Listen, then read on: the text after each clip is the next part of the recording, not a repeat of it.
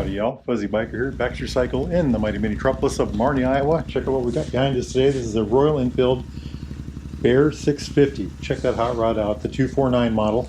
And what we're going to talk about today are 5 necessary mods.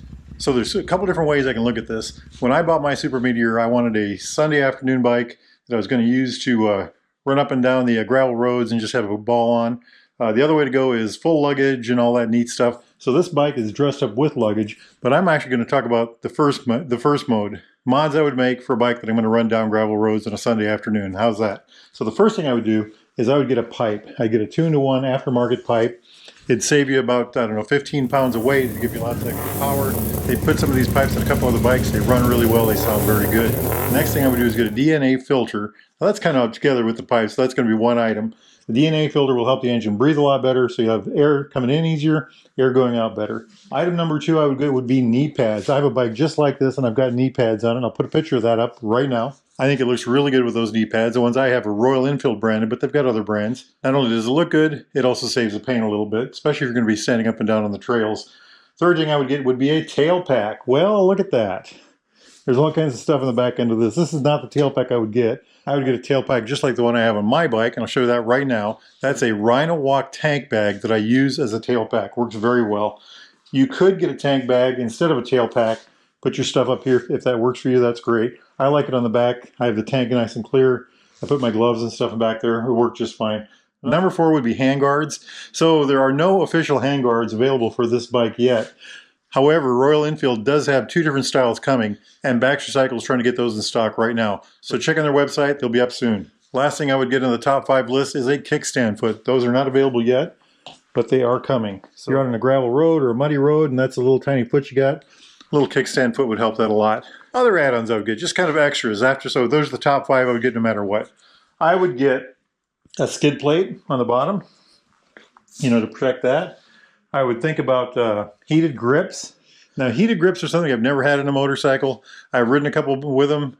It sounds like fun. So if this is a Sunday afternoon bike and I don't have all my gear with me and I'm out in the middle of nowhere and it gets cold, I can turn on my heated grips and get by. Another thing would be a fly screen. A nifty little fly screen. There's a bike in the other room we're going to look at. That is available right now. Same with a headlight guard. They make a nifty little headlight guard for this. You can also get an oil cooler guard for this, and I'll show you a bike with that here in a little bit. And while we're talking about guards, how about some engine guards?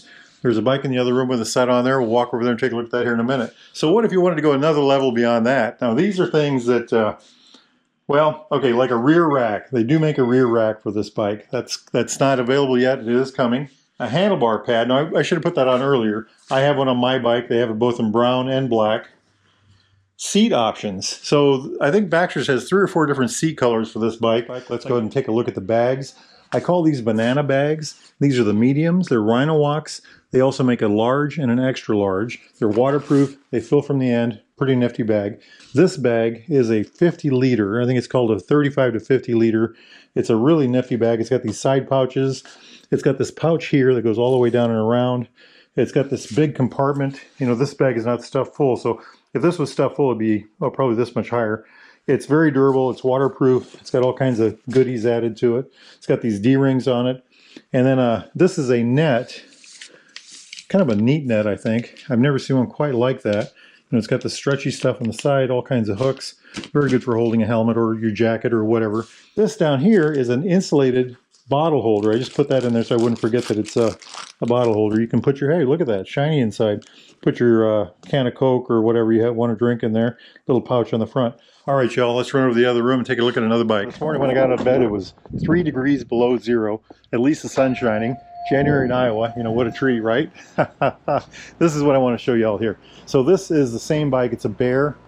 I call this the Black Shadow color. It's got the headlight cover. It's got a fly screen on it. It's got these handguards that are off of a Himalayan.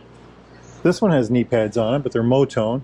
Now he's got these hard bag luggage on the bottom, but look at this on the top. These just came in. I think there's a bag on each side. But look at that. I mean, talk about, we keep talking about our trip to Alaska. That would do it right there, wouldn't it? Put a tank bag on there if you need a little more room. Maybe put a rack on the back. I talked about that rack earlier. Put another bag back there. Very nice. This is Rhino Walk. These are Royal Enfield. I don't know what brand these are. GS Adventure. And 70 bucks, not too bad. I wonder if we can open one of those up. This looks like a shoulder strap. Not sure how that works. Yeah, it's got a full of cardboard just so it has shape. And then I've looked at these before in other videos. This has got that nifty, you know, you lay your jacket over here and then you can put this over and these straps adjust, you can have more length. Little bungee cord on the top, D-rings all the way around. Open this up, you can do this to get in here, or let's close that up.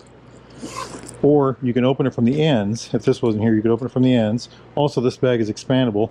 And if you look here, little pouch on the side. Let's see if we can open that up. Look at that. Nifty little thing, huh? Little dividers in there. Plus a little netted thing here so you can see what you got. I like the way it looks. By golly. Yeah, I think that would do Alaska pretty darn well. What do y'all think of that? Now, if y'all are interested in a new or used Royal Enfield Triumph Classic Bridger bike of any type, need parts, accessories, thingamajigs, doodads, anything at all, gloves, let's see, jackets, boots, get yourself over to Baxter Cycle in the mighty metropolis of Marnie, Iowa, or go to baxtercycle.com, tell those fine folks that Fuzzy Biker sent you. Hit like and subscribe, get out there and ride, my friends, if it's warmer than it is here. Wahoo! Ready? 1, 2, 3. Whoa!